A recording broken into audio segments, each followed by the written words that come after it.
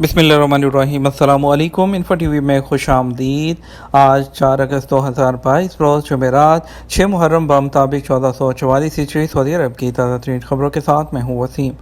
اگر آپ بھی سعودی عرب کے بدلتے حالات، بدلتے قانون اور سعودی عرب کی تازہ ترین خبریں حاصل کرنا چاہتے ہیں تو انفو ٹی وی چینل کو سبسکرائب کر لیں۔ آپ کو ملے گی یہاں پر اوتھینٹک خبریں۔ آج کے نیوز بلیٹن میں بہت سی نئی اور اہم اپڈیٹس آئی ہیں، تو ویڈیو کو مکمل دیکھیے۔ شروع کرتے ہیں پہلی خبر کے ساتھ۔ صارفین نے جون میں 103 ارب ریال کی آن لائن خریداری کی۔ سعودی سینٹرل بینک ساما نے کہا کہ سعودی عرب میں صارفین نے جون 2022 کے دوران آن لائن کاروبار پر 103.5 ارب ریال خرچ کیے۔ سالانہ کی بنیاد پر صارفین نے 13.4% زیادہ خرچ کیے۔ انہوں نے 12.25 ارب ریال کا زیادہ کاروبار کیا۔ 2021 کے ماہ جون کے دوران صارفین نے 91.3 ارب ریال خرچ کیے تھے۔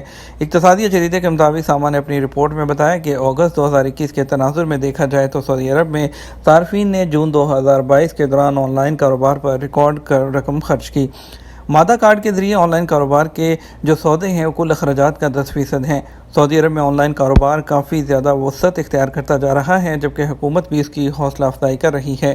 سیلز پوائنٹس کے ذریعے ہونے والے سودوں پر 46 ارب ریال خرچ کیے گئے۔ شرح نمو 18.8% رہی، جبکہ کسٹمرز نے 47.75 ارب ریال نکال دیے۔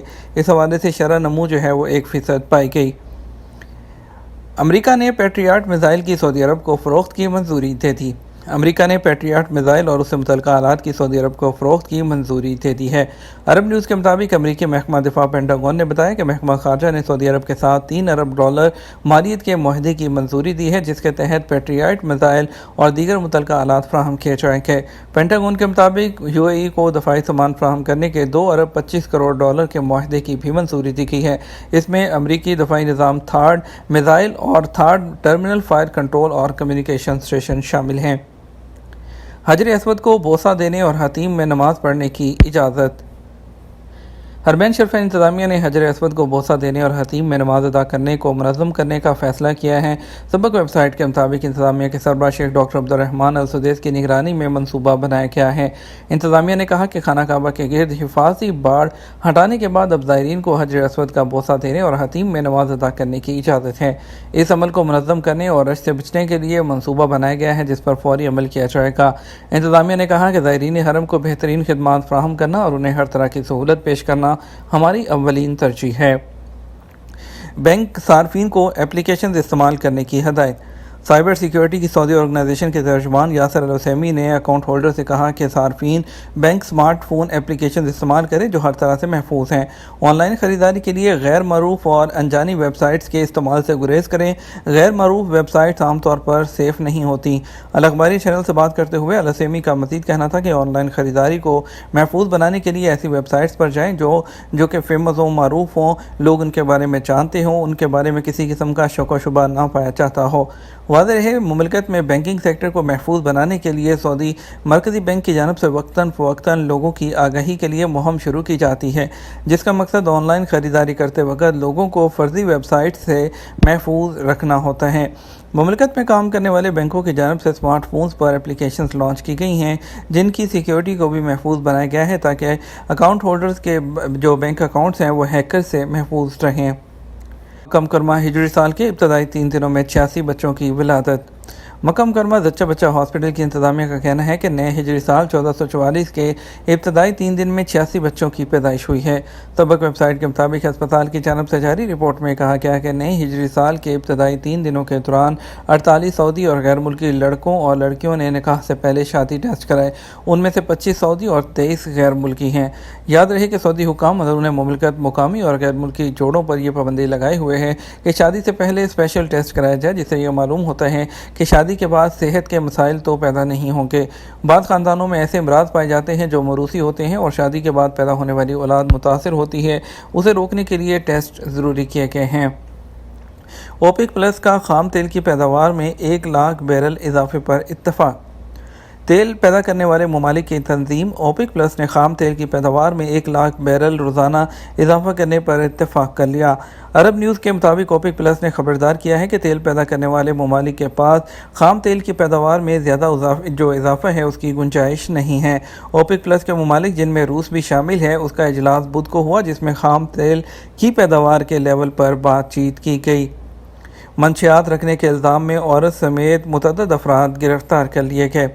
محکمہ انسداد منشیات کے ترجمان محمد النجیدی نے کہا کہ محکمہ کے اہلکاروں نے ریاض شہر میں 7 لاکھ سے زیادہ نشاور گولیاں ضبط کر لی ہیں اور گولیاں ذخیرہ کرنے والے ایک مقیمی غیر ملکی اور وزٹ ویزا ہولڈر عورت کو حراست میں لے لیا گیا۔ عدل ویب سائٹ کے مطابق النجیدی نے بتایا کہ نشاور گولیاں رکھنے والوں کا تعلق شام سے ہے، ان کی بابت رپورٹ ملی تھی، دونوں پر نظر رکھی جا رہی تھی۔ النجیدی نے بتایا کہ مقیم غیر ملکی اور وزٹ ویزا ہولڈر خاتون کو حراست میں لے کر ابتدائی قانونی کارروائی کے بعد پبلک پروسیکیوشن کی تحویل میں دے دیا گیا۔ دوسری جانب مکہ مکرمہ ریجن کی الکوز تحصیل میں روڈ سیکیورٹی اسپیشل فورس نے ایک یمنی شہری کو گرفتاری ہے۔ اس کے قبضے سے 12 کلو گرام چرس برآمد ہوئی، جسے وہ اپنی گاڑی کے خفیہ خانوں میں نہایت فنکارانہ طریقے سے چھپائے ہوئے تھا، اسے بھی پبلک پروسیکیوشن کی تحویل میں دے دیا گیا ہے۔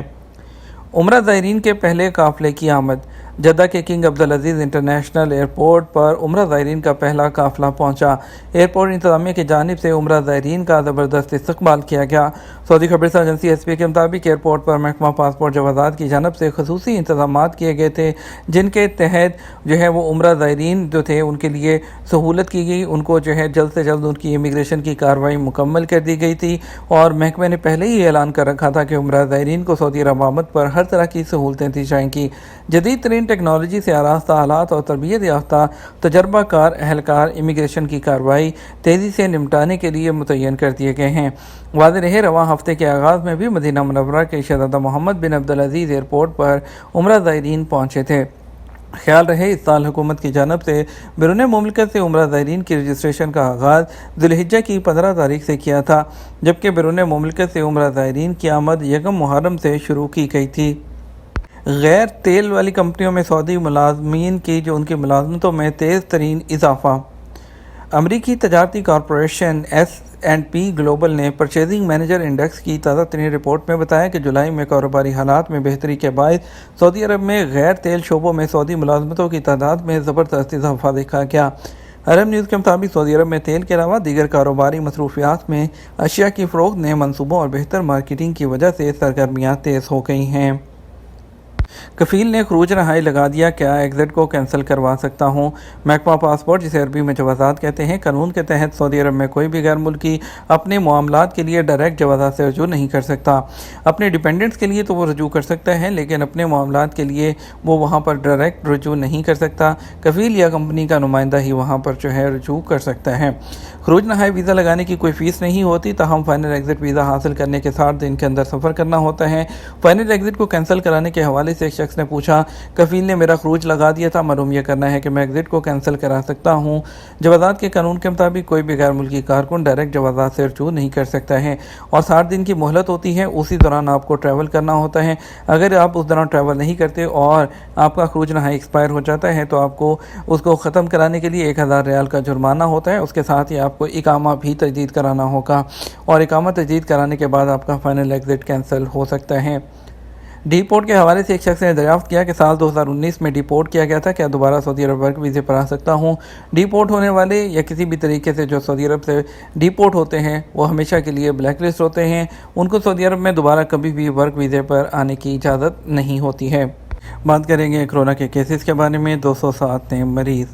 سعودی عرب میں گزشتہ ہفتے سے کورونا کیسز میں کمی کا سلسلہ جاری ہے۔ وزارت صحت نے کہا کہ بدھ کو کورونا کے 207 نئے کیسز ریکارڈ پر آئے ہیں۔ اس طرح اب تک کل مریضوں کی تعداد 8,10,394 ہو چکی ہے۔ وزارت کے مطابق کووڈ 19 سے نئے شفا پانے والے 304 رہے، اور اب تک صحت یاب افراد کی تعداد 7,96,406 تک پہنچ گئی ہے۔ مختلف ریجنز میں کورونا وائرس سے مبتلا 124 افراد کو ان کی نازک صورتحال کی وجہ سے انتہائی نگہداشت کے یونٹ میں رکھا گیا ہے، اور بدھ کو کورونا کے سب سے زیادہ مریض وہ ریاض میں ریکارڈ کیے گئے، جن کی تعداد 52 رہی۔ बात करेंगे सऊदी अरब के मुख्तलिफ ट्रांजेक्शन्स पे जो मुताबिक रियाल का रेट क्या रहेगा। पाकिस्तान की अगर बात करते हैं तो फौरी बैंक दे रहा है 62 रुपये 73 पैसे, STC पे दे रहा है 62 रुपये 51 पैसे, तहवील राजी दे रहा है 62 रुपये 71 पैसे, वेस्टर्न यूनियन दे रहा है 62 रुपये 70 पैसे, मनीग्राम दे रहा है 62 रुपये 84 पैसे, टेली मनी दे रहा है 62 रुपये 37 पैसे। इंडिया के लिए फौरी बैंक 20 रुपये 66 पैसे, STC पे 20 रुपये 54 पैसे, तहवील राजी 20 रुपये 80 पैसे, वेस्टर्न यूनियन 20 रुपये 65 पैसे, मनीग्राम 20 रुपये 62 पैसे और इंजाज बैंक 20 रुपये 76 पैसे दे रहा है। ये तो हमारा अब तक का न्यूज़ बुलेटिन। आप मज़ीद और अहम ख़बरों के लिए हमारा शाम 6 बजे का न्यूज़ बुलेटिन देख सकते हैं। इसके साथ हम आपसे ज़्यादा चाहेंगे वीडियो को लाइक और शेयर कीजिएगा। आपके कीमती वक्त का शुक्रिया। अपना ख्याल रखिएगा। अस्सलामु अलैकुम।